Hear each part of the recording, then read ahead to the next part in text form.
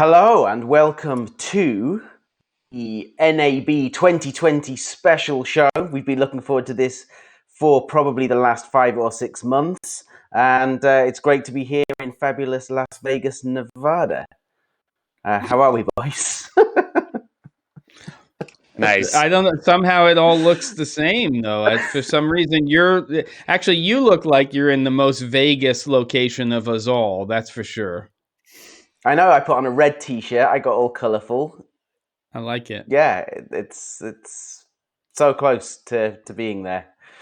It feels somewhat of an anticlimax. However, it is very nice to be able to sit down and have a drink with you two, even if we can't all be in the same room this year. But at least something. At least something. So how's your weeks been? Are we all surviving? Yeah. Thriving? Yeah, we're here. We're doing it, you know? I was just out in I told Caleb I was out in the post-apocalyptic world, shopping and going to the shipping store to ship equipment back, and it was. And I lost my little hand sanitizer. It like fell out of my hoodie or something. So somebody found that shit, and that's like $150. It's like finding $100 bill, basically. They found my little travel hand sanitizer, and then I'm a little depressed about that. Not actually, but there you go. So here I am. And how about you, Caleb? How are things in the Midwest? How's the weather out there right now? It's nice. It's that perfect for me. I like, that like between 55 and 67 degrees. We had one day where it randomly just snowed, like 5 inches. Just dump snow and then disappeared the next day. So, yeah. And Shiznuts is 3 dongles down and 10 sanitizers deep. He didn't say that, but he said I have 10 sanitizers. So he's 3 dongles down, 10 sanitizers deep. Small Brown Fox is asking about your hand, Ben. I don't know what the little droplet things are, but it's good. Stop it. Scar.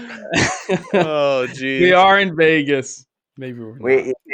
Yeah, all right. So it is going to degenerate this week. We warn you now. And Sean Hill, welcome from Glasgow. I don't think we've seen you before. Yeah, right. Earlier on my live stream, so that was nice. Yeah, we got a Glaswegian in the house. They are very honest people, no BS, unlike some of the folk in Edinburgh. And trust me, I have a lot of family in Edinburgh, but it can get a little snooty over there in Edinburgh, and in Glasgow, not so much. It's a little more like New York that way. So I like the Glaswegians very much. Likewise, West is best. All right. It's time. It's time to get drinking because it's Vegas. So let's get on it. Scotland forever, England this time in the last river. Year, we were drinking the most amazing cocktail.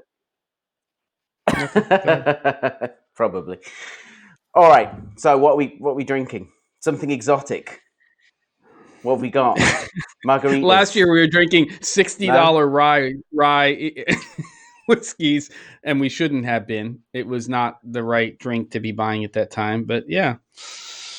Oh yeah. Goodness. All right. Let's go Caleb first. What are we drinking? All right. Well, very much unlike last year, I'm about to drink the worst thing I've ever had on this show. And that's some statement.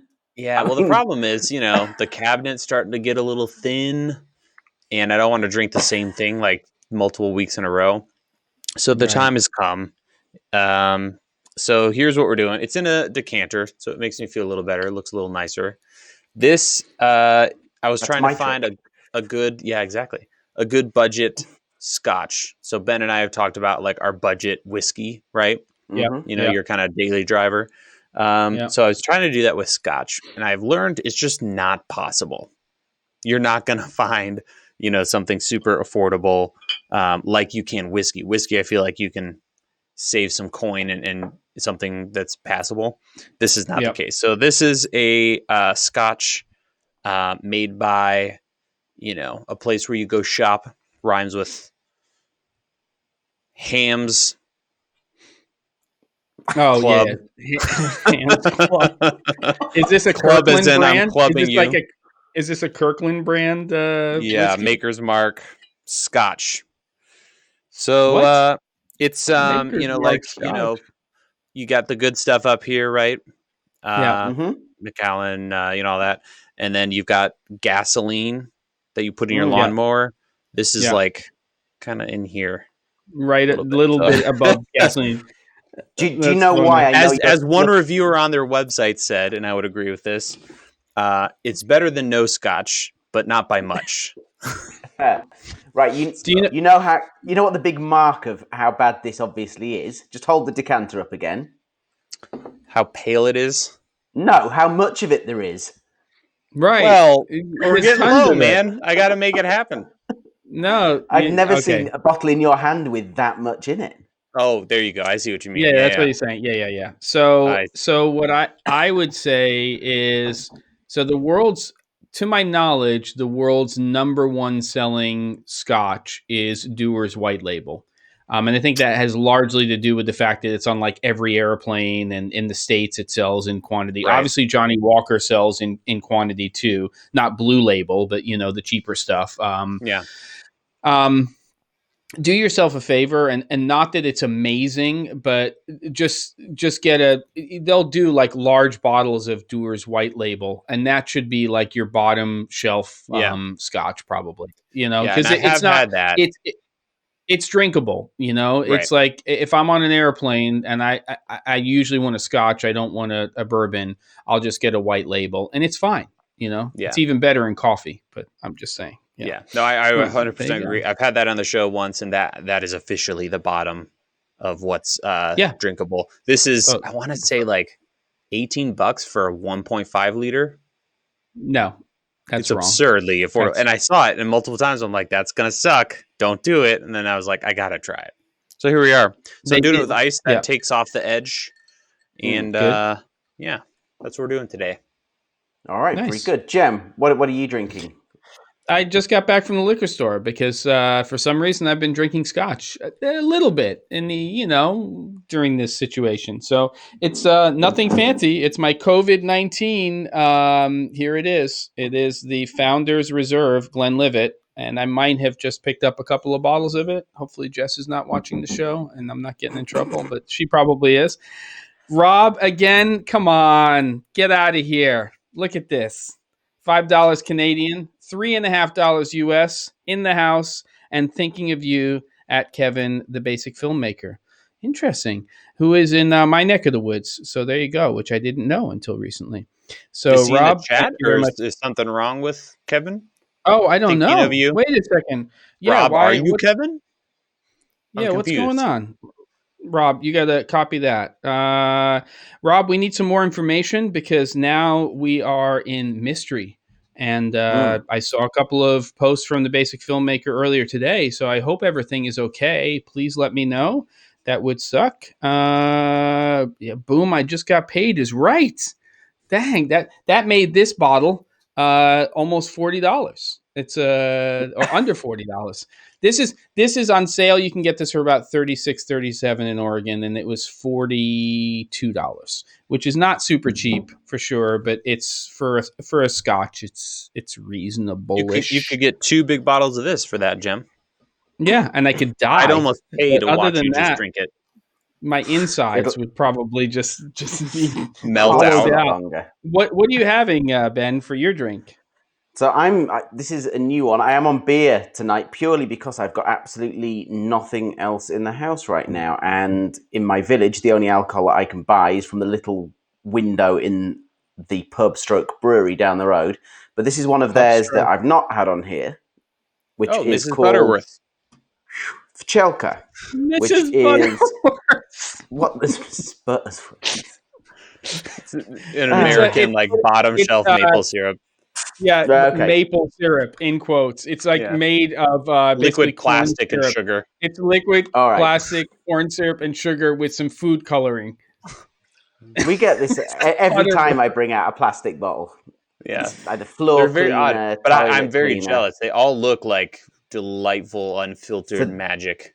which is what this I is. respond This to is your super chats non-filtered. too, don't I, Rob? Yeah, non-filtered. Did you roll the bottle? Do you do that kind of thing? Yeah. Because it's non-filtered, non-pasteurized. There's bits of yeast and stuff floating around in there, and this has buddy. got honey love it. added to it. So with the honey in, it actually makes it not sweet and sickly as you would imagine, but incredibly refreshing. Their main product is lovely, but it's a one pint, and it's two at the most, and then you're done. This you can drink loads of. Yeah. Go figure. Amazing. So there we go. Amazing. Okay. Amazing. Right. Is All that right. a plastic bottle? Yes, Dan, it is a plastic bottle. Little breweries all sell them in plastic bottles here for some reason. Nice. All right. Cheers. Cheers. Cheers to everybody. Nice. I've seen some beer in there. Some people are having some. Somebody, what is this? Somebody said something. They got a massive bottle of Fireball. Cody does. So I guess we're doing that. I guess that's what's left. Kind of like That wasn't judgmental at all. Well, I guess we're doing that now. No, that's what he says. So I guess we're doing that. That's what he said. Okay. Yeah, I'm just reading. No, I'm not judging. Wow. Glenlivet from Lidl. Yes. Sean, my daily driver is actually a Lidl, which is a 5-year-old Queen Margot, which is pretty good. And I guess it's their equivalent of the Glenlivet, or however that's pronounced. And daily driver does not mean his chauffeur. That's a different term if you're not familiar with that. All day IPA. I'm on the red. Cheers, gents. Bart and my brother are the same person. My brother's all about that all day IPA. He's got it. Might as well have it on tap in his apartment.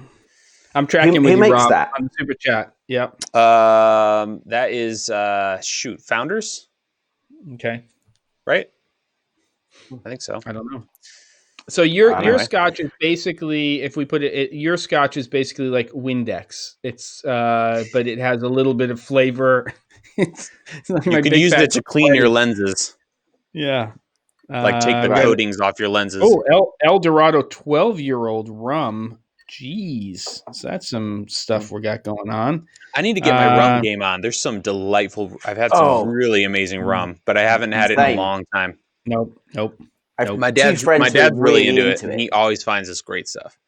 Nope. The guy that owns the pub where I bought this from, my friend Joseph, he has got this huge cabinet full of all kinds of weird and wonderful stuff. It's an education. The thing is, I only ever get invited in there when I'm hammered, and it's kind of a waste. My taste buds are already way past the point of appreciating it or being able to differentiate between anything at that point. However, West 4th Street Station in Manhattan, and there's been very little rum consumption since that fateful night 29 years ago. So there you go. So that's the end of that story. Thank you. All right, so that's your nemesis drink, rum. Yeah, but now I could have it with a little absinthe and then like a mixed drink. Why not? All right, that's there's this. It was Southern Comfort for me, and then 10 years after the incident, at least 10 years after. No. But there's something weird. 10 years later, I bought a bottle thinking I can drink this again. Took the top off it, sniffed it, put the cap back on, put it back in the cupboard. That was it. Another probably 10 years rolled by. Then they did that advert. Do you remember the guy walking down the beach in his little Speedos? The kind of quite older, fat guy, and he's walking down. And it's just, it was this amazing, simple ad. Something clicked. I went to the cupboard, opened it. I've been cured of whatever that retching. It probably was that man in the Speedos is what cured you. That is what it is. The guy's my hero. You need to see the ad, but if anyone in the chat has seen this ad, back me up. It's amazing. He's just kind of walking down the beach, just being all cool, completely comfortable with who he is and eyeing up everyone on the beach. It's just, I don't know. It's an amazing, simple ad, which for some reason has completely cleared my and you give me a hard time about the mannequins, but I'm the one in COVID-19. I haven't used the mannequins for lighting at all during this whole lockdown, but I'm the one who can actually learn lighting. A lot of self-control. What kind of state are they in? What else have you been doing with them? Come on, camera. Come on. I haven't used them for lighting. I'm using them for lighting. Now there's a drink that's made with absinthe, which is called a Sazerac, which you use Sazerac rye. It was invented in New Orleans, and that's I'm not a big cocktail person, but a Sazerac, a good Manhattan or an old fashioned, those are kind of in my wheelhouse, in my category for some mixed drinks. So there you go. There you go. Now that we're Flask and camera this week. Yeah, exactly. Hey, it's got to happen. This is the Vegas week, part 1. So we got to talk a little bit about the drinks and stuff like that. Yeah. Okay, let's go. Yep. All right, are we going to get to the dull stuff now? We've done the drink. Let's go on to the cameras. So we were expecting, or I was expecting, that we were going to see an awful lot of product released this week, a la NAB week. Now, there has been some, but I don't know about you two, but nothing like the number that I was expecting. I think we've a few biggies, but not a huge wave of them. We've got some time, though. I think everyone's kind of stretching it out because there's no rush, to do it at a show. Yeah, like Panasonic has an event, Sony has an event coming up. I think both this month. DJI has an event. DJI as well. DJI. Aperture has doing weeklies. Yep. So they better release that Nova, man. That's all I'm saying. Yeah. Come on. Now the other thing that I want to say is that I think I started to realize sometime last week or the week before that we probably weren't going to have such a huge week. I got thrown a little bit of a curveball from New Shooter because it sounded like it was just we were going to be inundated. But I think that might have been before Sony rescheduled. Because remember, Sony was going to be Monday the 20th as well, I believe. And then they pushed their whole thing to the 30th. So they pushed it by 10 days. And I wonder if that's because they wanted to see what Canon was doing or they just didn't want to be on the same day.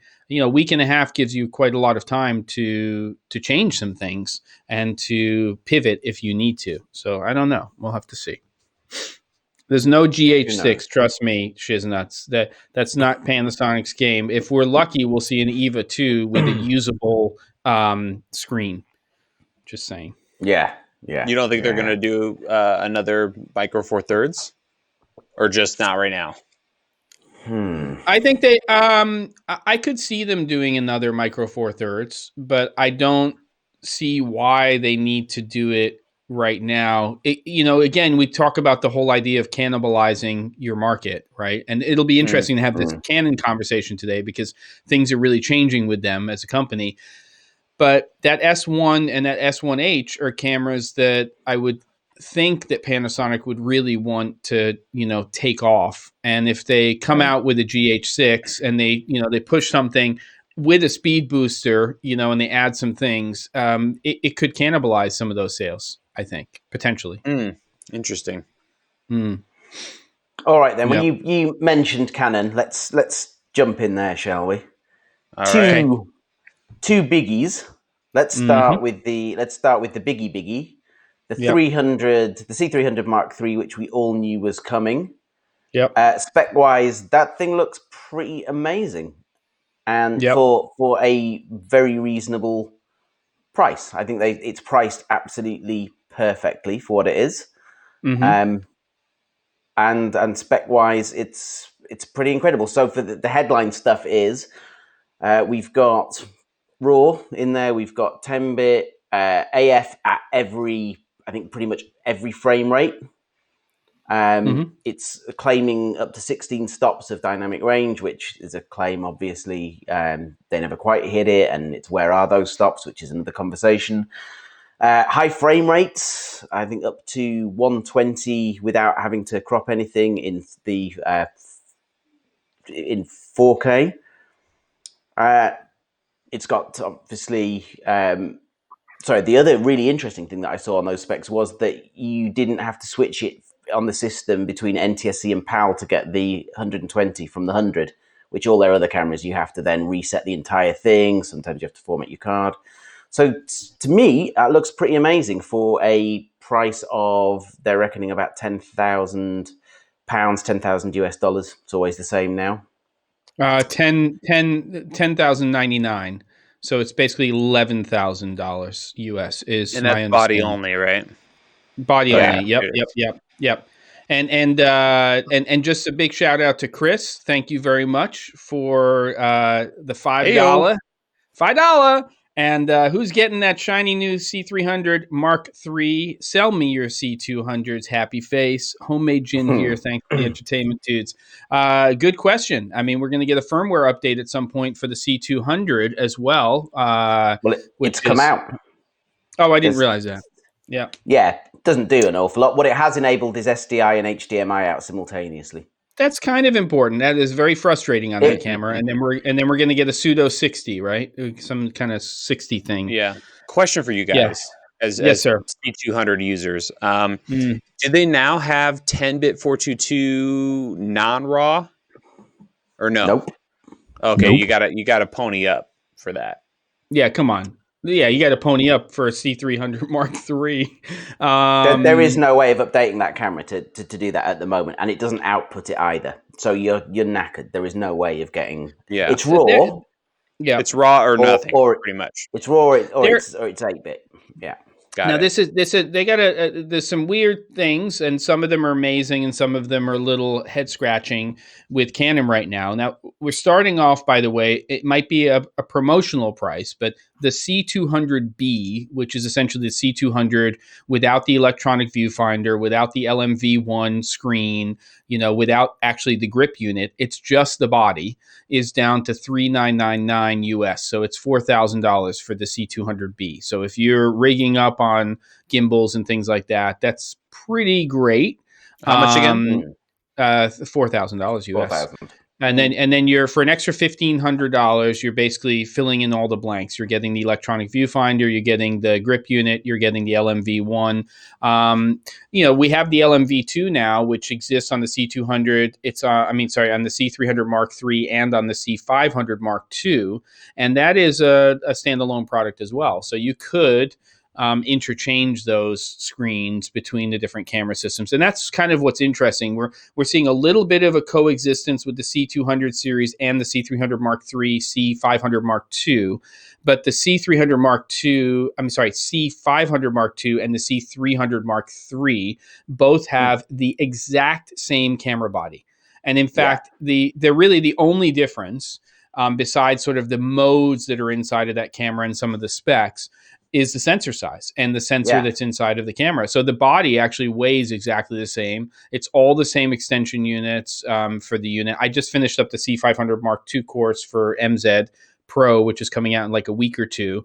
And it's really interesting to see that they've done that. And then we're really looking at 5,000. Wait, is the 500 Mark II, is it $16,999 or $15,999? Caleb, do you know? I can look up, but a side note, I saw this earlier today, and I'll put it up on screen here. The C200B is actually $4,000 now. Yeah, that's what I was saying. Oh, yeah, okay. that's what I'm saying. Yeah. No, $4,000, $3,999 for the crazy. That's 1H money, man. Now, if only an RF mount and you could throw a speed booster on there, then that would just be stupid land. Well, I'm still waiting for the XF15 with an RF mount, because that to me would be killer. Fine, don't do a full frame.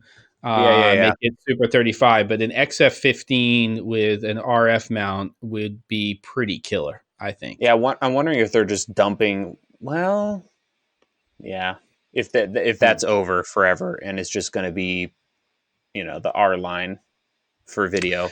There's rumor that there's going to be, kind of the next gen C100 camera. I just don't know where they slot that now that we've seen this R5. Because look at the R5. I mean, that's insane. The spec on that thing is absolutely. Stupid. Something is going to be wrong with it. Of course, they are going to have to hamstring it somewhere. But again, the specs on that thing. So this is 5-axis in-body stabilization, 8K, 4K in full frame, 120 frames per second. It does 10-bit and RAW internally. AF working on everything.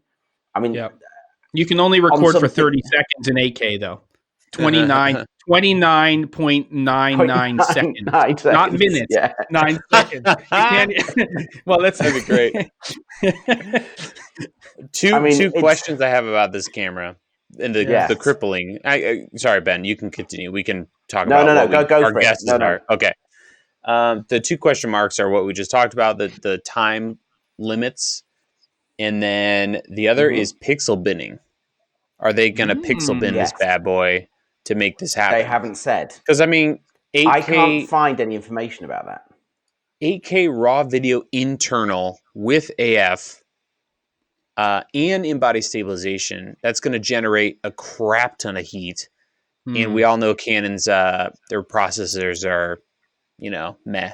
The other thing that could be going on, a little conspiracy theory time, is how like their 4K, Canon's 4K is everyone else's 1080?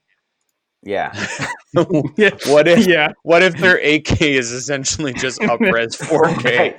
So finally you've got sharp 4K. Yeah. You're unbelievable. The software just adds a K or a couple zeros in it. You're unbelievable. I don't know. Oh my goodness. And it is interesting to talk about that. And one of the things that I really need to do is shoot more with the C500 Mark II and then eventually the C300 Mark III, because both of those cameras have sensors that are not in the C200, not in the C300 Mark II. And so are those, from what I could see, the footage that we were working with the C500 Mark II seems to be quite a sharp camera in terms of the sensor, and the C200, C300 Mark II, not super sharp compared to even like when I throw up the Fujifilm, and they're not bad, but it takes really sharp glass to let those cameras shine in 4K. I think for sure. Yeah, and this is a new sensor, right? Brand new sensor. On the R5 and on the C300 Mark III. Both of those cameras have brand new sensors, a dual gain sensor in the C300 Mark III. I do want to come back to talking about that and that opposed to the C500 Mark II at some point, okay, Ben? Yeah. When you're ready for that. Okay. Yeah, okay, good.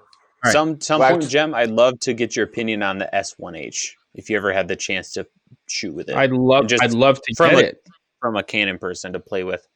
Yeah, because I use the S1 now as my main setup, just because I feel like vlog on that camera is still currently, until this R5 comes out and we see what it looks like.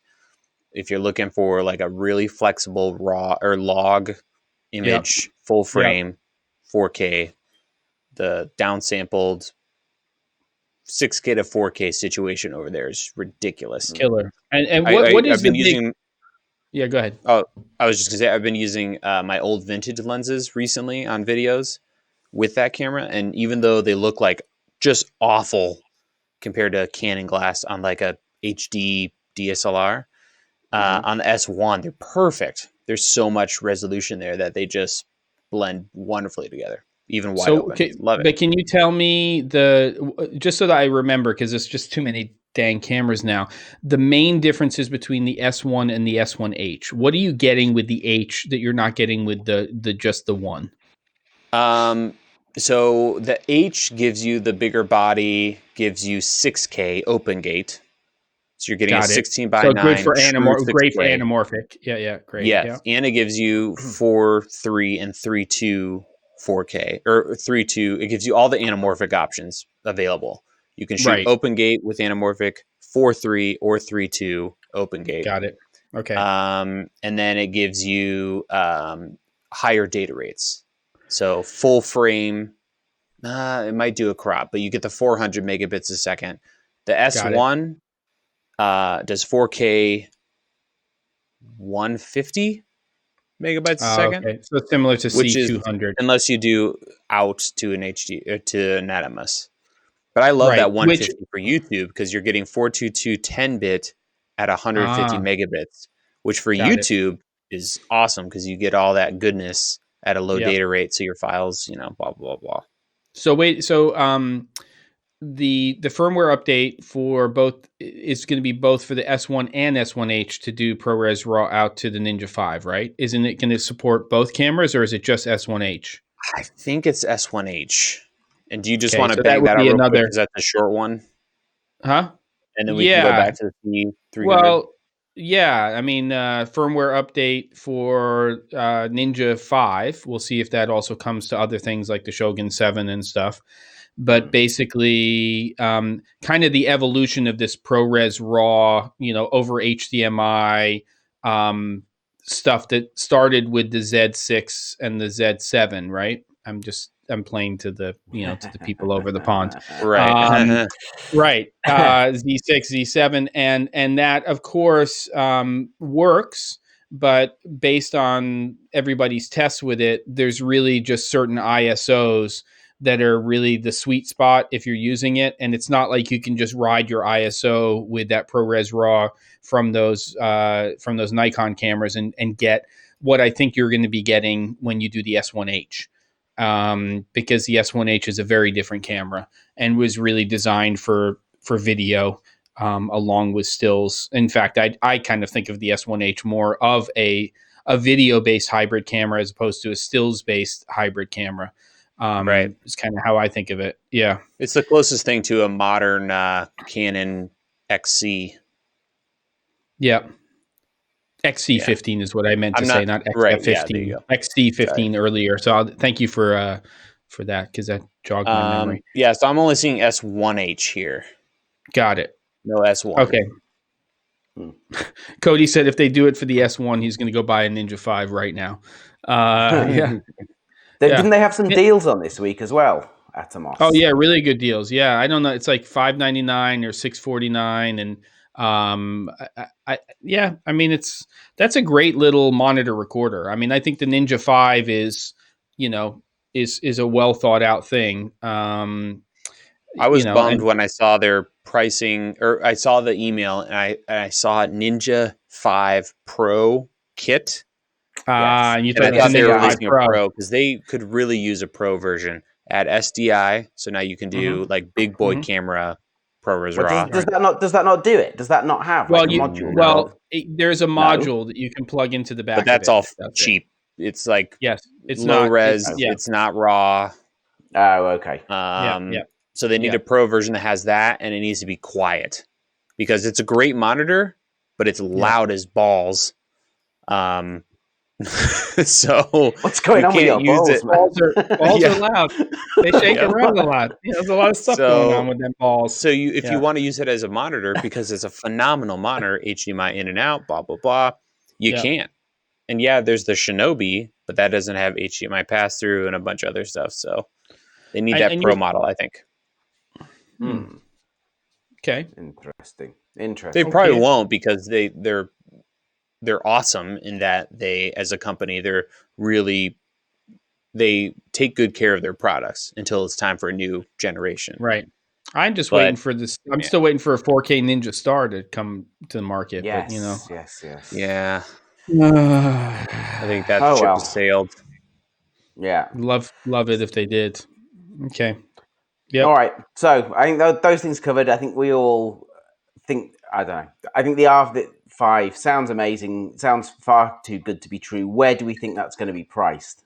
If that spec all works. I'm gonna go. I'm gonna say 4-ish. Really? I'm gonna say 499. I say 4999 to 5999. What was the 1DC when that came out? Like 10, right? Yes. The original, yeah. But the 1DX Mark III, is it that came out recently, is about 6, I think. And this, from a video spec, and even from a still spec, it's pretty incredible. So I can't see it being that different. And the other thing, and people were mentioning about ND, which is obviously the big, that and the audio for using a mirrorless camera over using a proper cinema camera are your big Achilles heels. But because most people are still using, although this is changing a little now, on something like this are going to be using EF glass on it, Canon's own adapter that has the built-in ND makes that a pretty usable package. So I don't know where that is going to be priced, but I would say similar to the 1DX Mark III. I don't think that, which, yeah, $6,000 is not out of the question, because you have to think about it. It's going to have, we don't know what version of Canon log. My guess is Canon log 3. That's just me. But I think because it's 8K and it has 120 and some of those other things, I think they can get away with $6,000. I think that they can make it a camera that is a C200 alternative in a very different form factor, right? It's going to miss your XLR inputs. It's not going to have this, that, and everything. But for the first time in a really long time, Canon is going to have products on the market that are going to be in similar price points, but it's going to be hard for you to make decisions, because it's not, oh, they crippled the camera. It's just, oh, crap, I'm getting all of this, and where do I want to spend my money? What do I want out of it? You know, so it'll be interesting. It's a definite change in attitude from them. Absolutely. Well, kind of. I would argue, depending on the price, I would argue not. Right. Okay. Because if it came out as a cinema camera for $6,000, everyone would still be upset with them.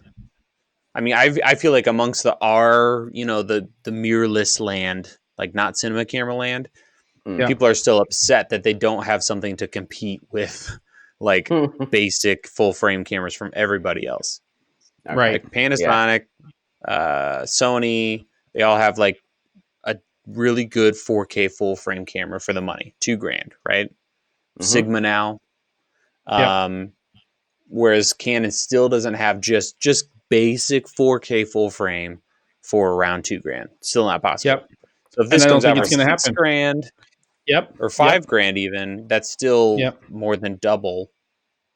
So the good news is, if you're upset about all that stuff, I mean, fast forward 3-4 years from now, you're gold. You're golden if an A7S III comes out.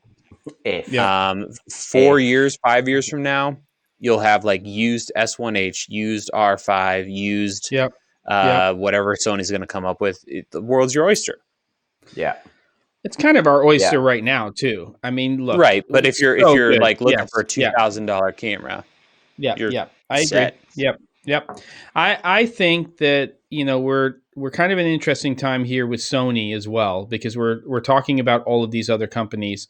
I think April 30th is not a bad time if Sony does have the unicorn camera ready to go, or at least time to reveal the specs, that this A7S III it's game time now for them. You know, it's like, it's just getting so long in the tooth.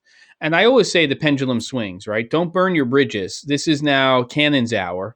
It's going to become Sony's hour again. Panasonic will come out with something. It'll become their game.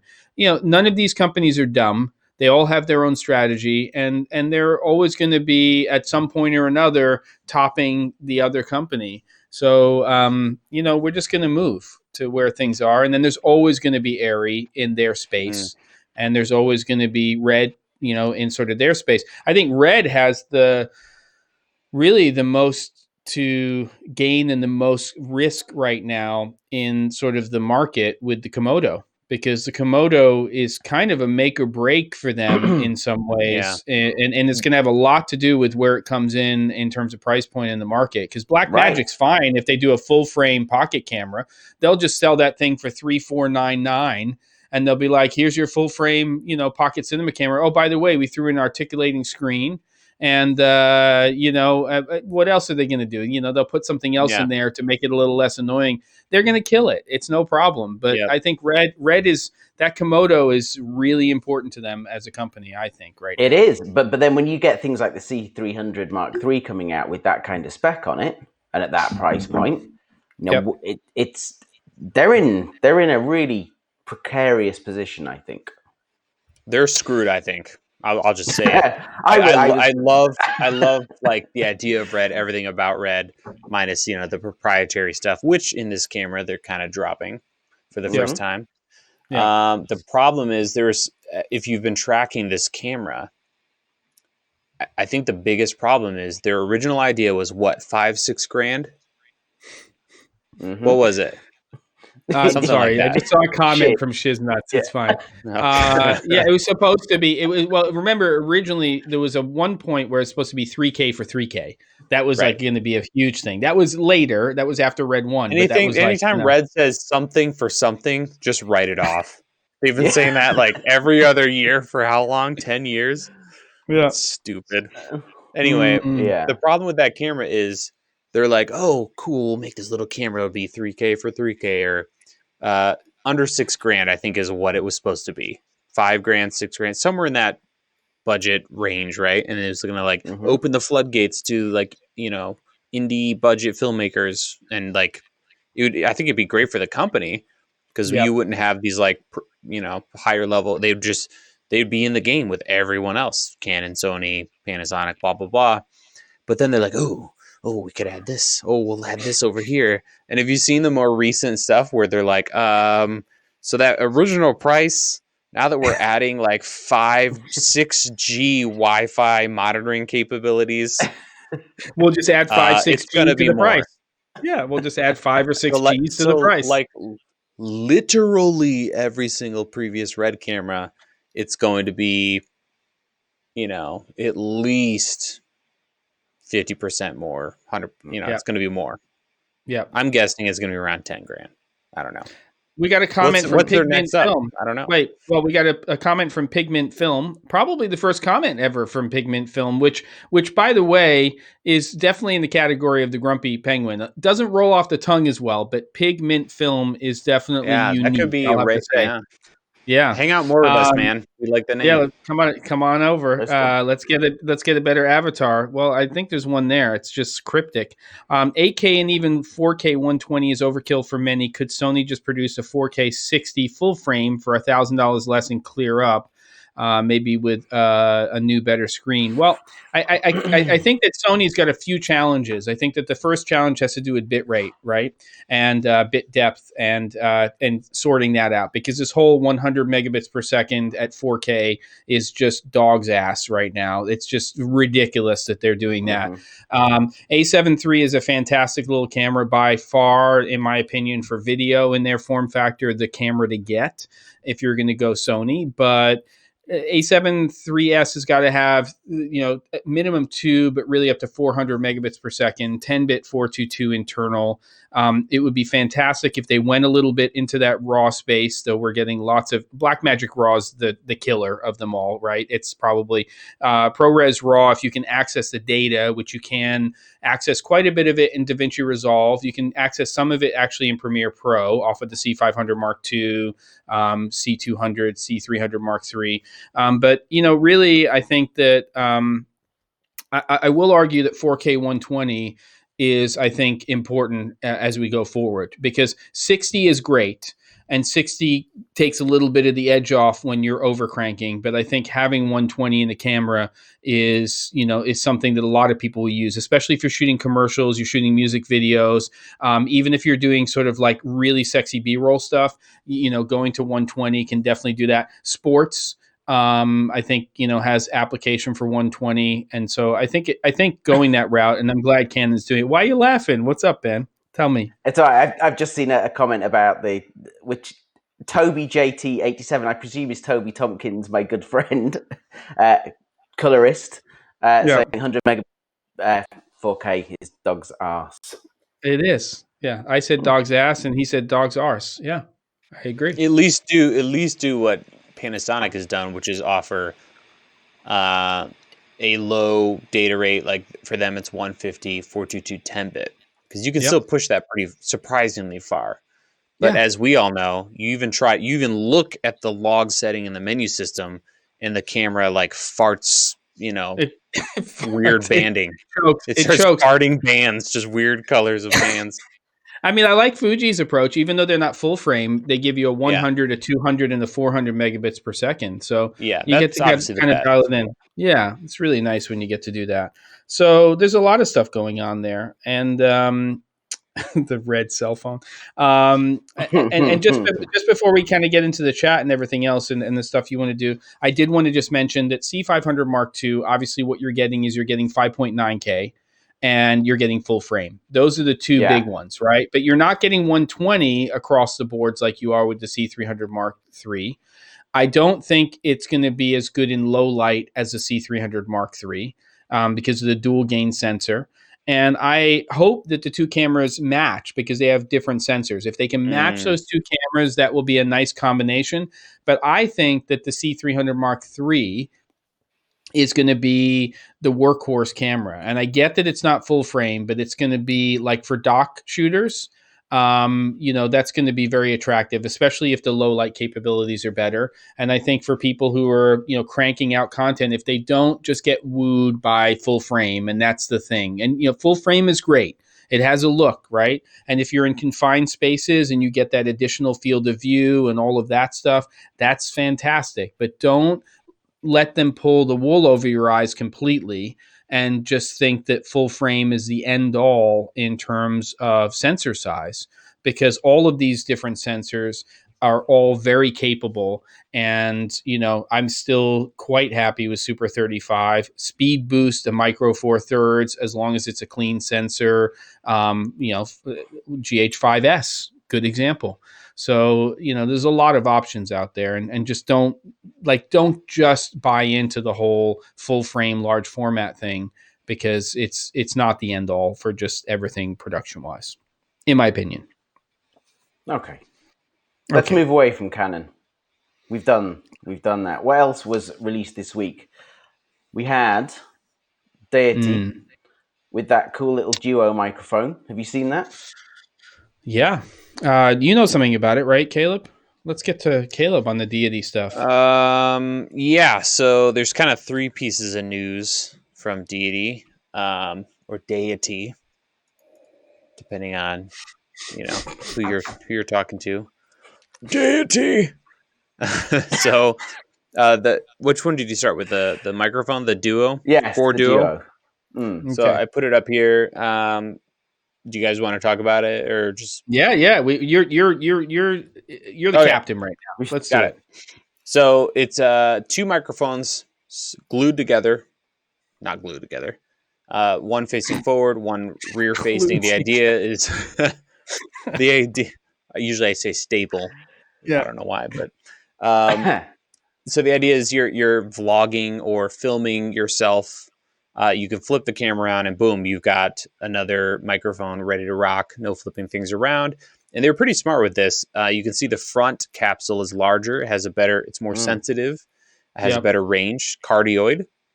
And then the rear one, the idea is, if you think about it, if you're filming yourself and then you turn around to film someone else and you're now behind the camera, you're going to be holding it closer to your body. So this rear microphone is less sensitive, less range because you're going to be closer, which helps with rejection so that you don't get crossfade from the front from your other person. So if you're filming somebody talking, you're behind the camera also talking. Those two channels are not, intermixing. So I think it could be a great. Good. It's a great porn, Mike. They should have called it. They should have called it the gun. We weren't demonetized before. Jeez. Oh my gosh! Drop the P word up in here. What are you doing to us? And you're clipping in your audio now, Caleb. Everything's going wrong. They should have just called it the Gonzo. Honestly, I can't believe you went there. See, I was going to say it's more like a rear-facing and a front-facing camera on a smartphone, and you went there. I mean, we're in entirely different worlds right now. I was thinking of practical applications if you were filming something and also needing to talk at the same time because you were kind of involved in what you were. Anyway, look, let's. Ben has 10 on pre-order right now. Oh my god! Oh my god!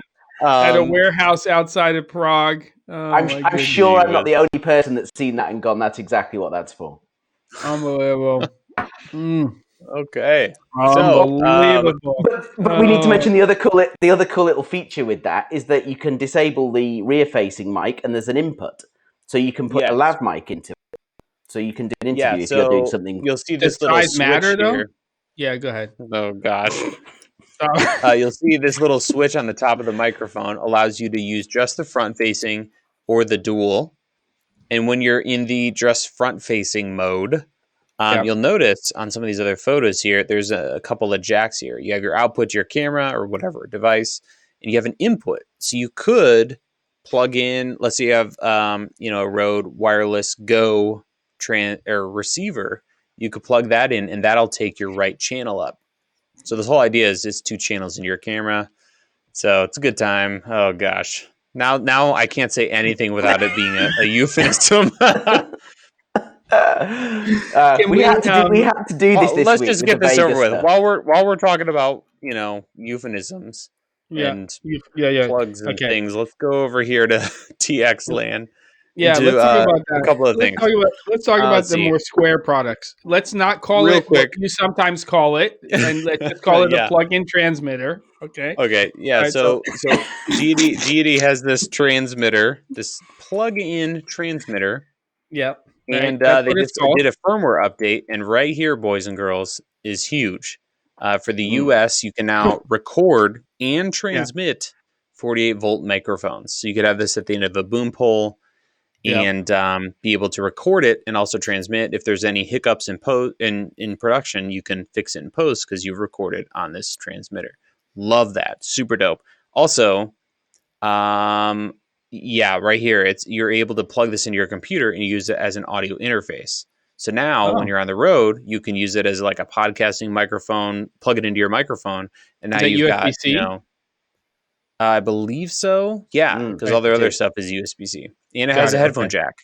So you could plug any 48-volt into this, power it, record on it, and put it, use that as an input into your computer and monitor low latency with headphones. In fact, Gem, you could, in theory, use the output of that and go straight to camera, too, all at the same time. Really? Pretty dope. Yeah, because the headphone jack you can use as a line out and I think mic out. I have a feeling that we're going to see a 50 uses for the HD-TX from Caleb Pike in the future. The wireless Go one was amazing, by the way. Thank you. Yeah, you're killing it. It was really good. Stop. Yeah. Come on. Oops.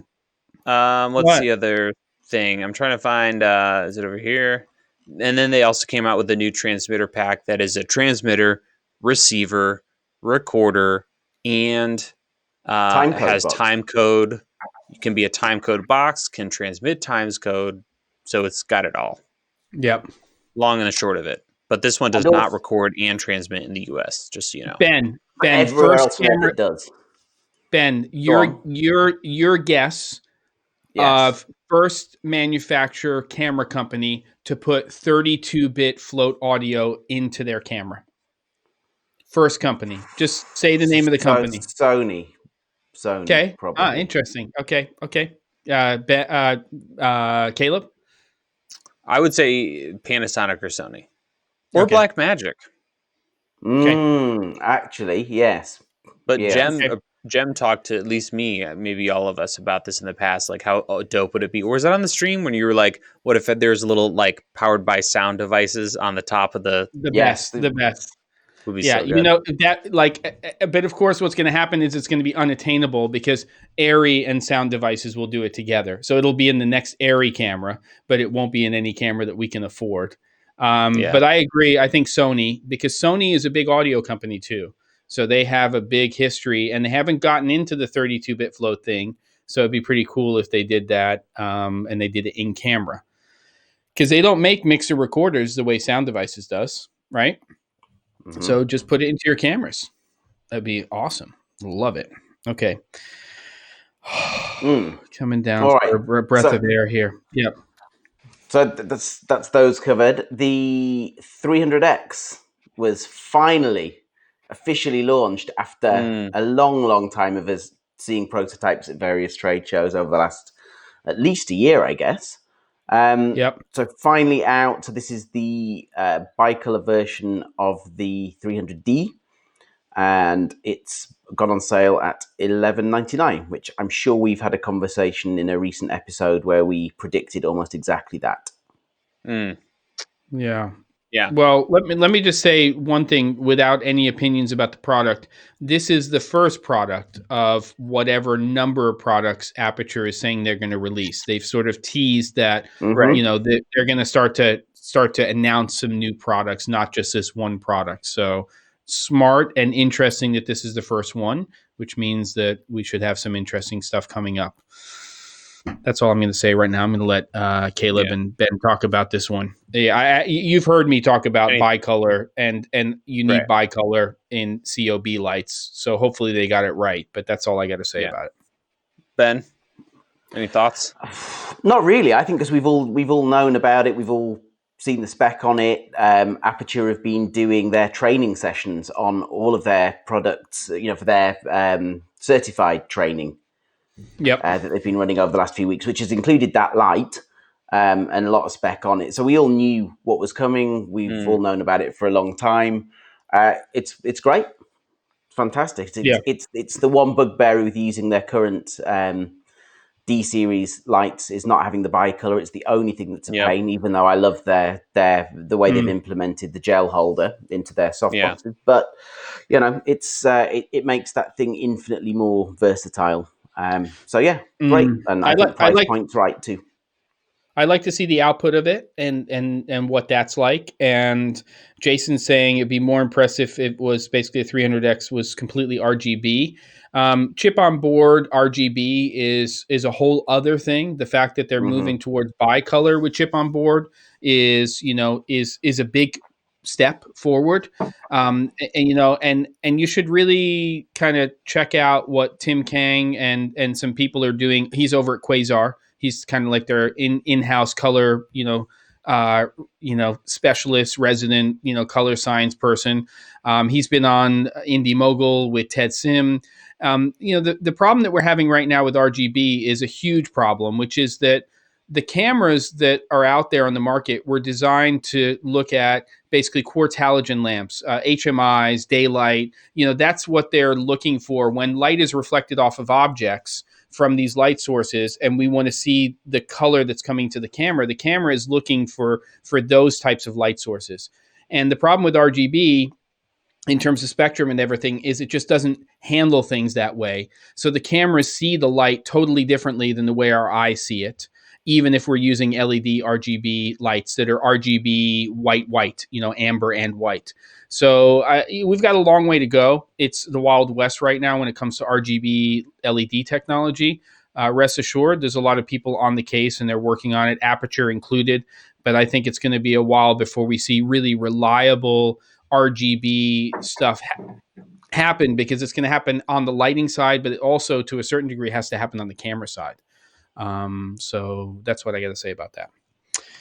Yeah, and Aperture's thing for a while has been they definitely wait until they get it right for the most part. Yeah, they do. So like RGB, they've nailed it on the MC. I think the reason the Nova has been a delay is because they're waiting to get that just perfect so that it's up there with Airy.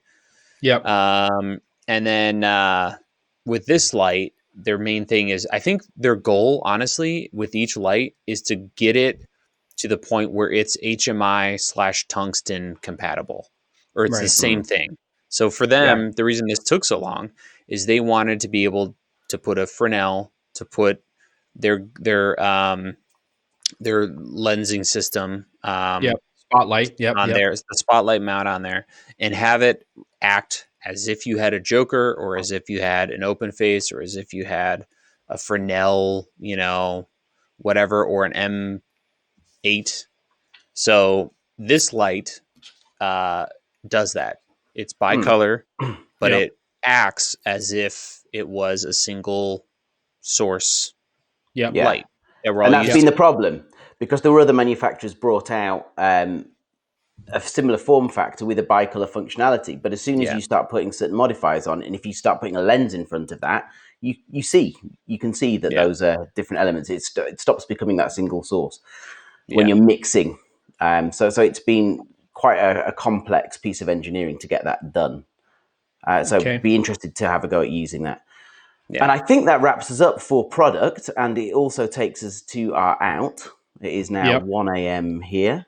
Just read Jesse's comment at the end, because that's a bomb that we can just let sit for us all. So read Jesse. I've heard whispers Panasonic could make an announcement about something other than S1H ProRes RAW. In a couple days, they have their event, right? So beginning of May or something. So this is very much. Are we going to do a part 2 next week? Next week, part 2. I think what's the date next week? Is that the 27th? 26th, because it's the DJI event on the 27th. I think we may have enough to get another show out of this. I think this might go over 3 weeks. Nice. Yeah. Nice. We can be drunk and inappropriate for a little while longer. Eke it out. Beautiful. Some small compensation for not being there in reality this year. All right, gents. This was much fun, as always. Thank you very much, everyone in the chat, for stopping by and hanging out with us, drinking with us, making us feel a lot better about not actually being there this year. Final thoughts, chaps? Keep your stick on the ice. If you're new to the channel, subscribe. Unless you've been completely put off by this episode, but this is kind of what we do sometimes on Camera and Flask, and sometimes we get down to business and we're a little more serious. Other episodes are early. Come on, stop it, you cheeky bastard! And we love you all, and love you guys. It's what we do. Come on, especially now. Especially now. All right, amazing to hang out with you all again. This, as we've said week after week, this has now become my entire social life since lockdown, and it will continue being for quite some time. Always a pleasure to be with the two of you and with everyone in the chat. Stay safe, and we shall see you all again next week. Night all. Thanks, guys. Take us out with the logo. Bye-bye. Here we go. Bye-bye. All right.